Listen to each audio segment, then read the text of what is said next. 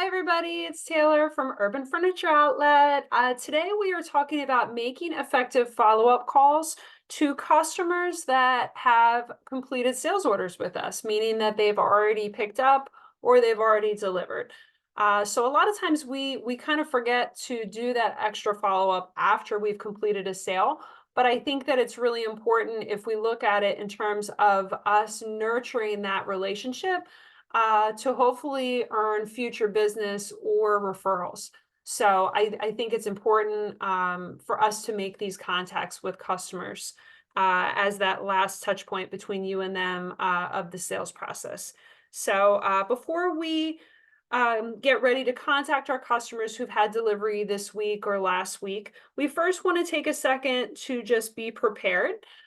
If they are a customer who received delivery from us, we do want to go into our delivery dispatch system.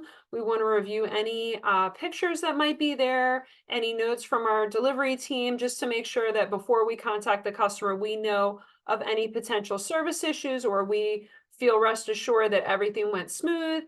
Same thing with pickups. We just want to verify that everything has been received and there are no surprises for us on the other end of the line.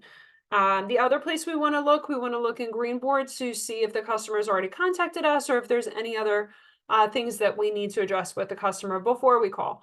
So just taking a minute to review the delivery or pickup process, make sure everything's good, and then contacting our customer. We want to continue with smiling when we call customers and using a professional greeting.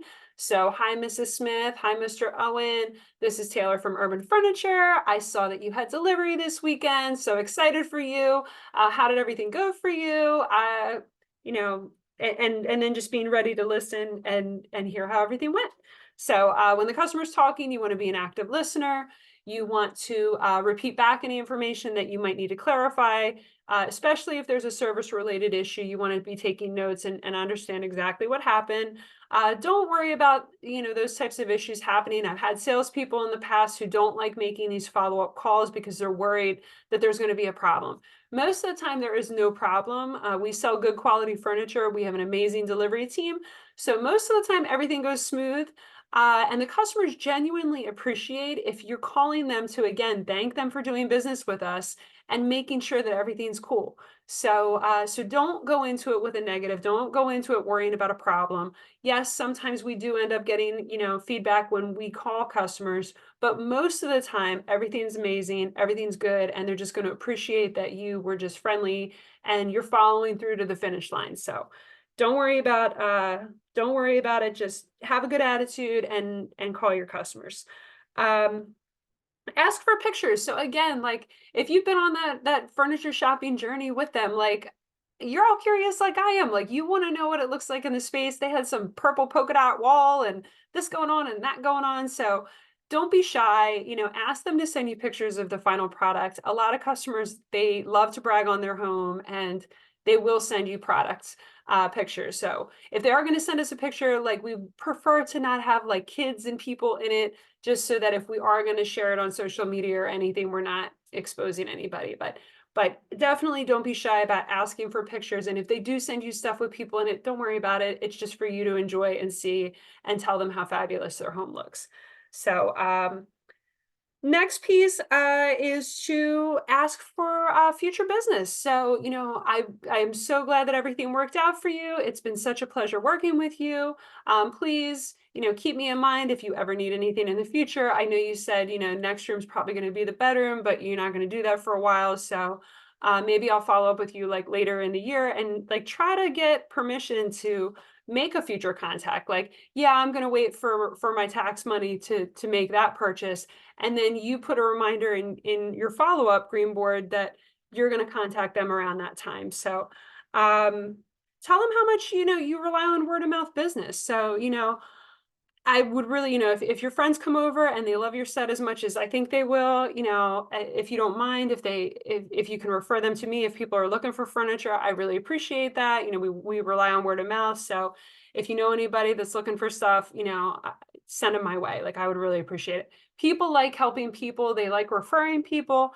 So that if your customer's happy, everything went amazing, you guys had a great rapport, don't be shy about asking them to refer you to other people. People are happy to do that, but you have to ask. If you don't ask, it's not going to be top of mind. But if you do ask in a genuine way, people will be happy to do it for you. So I would definitely recommend that you ask for referrals. Um, and then again, like go back into Greenboard, thank them again for their business. Thank them again for keeping you in mind for future needs.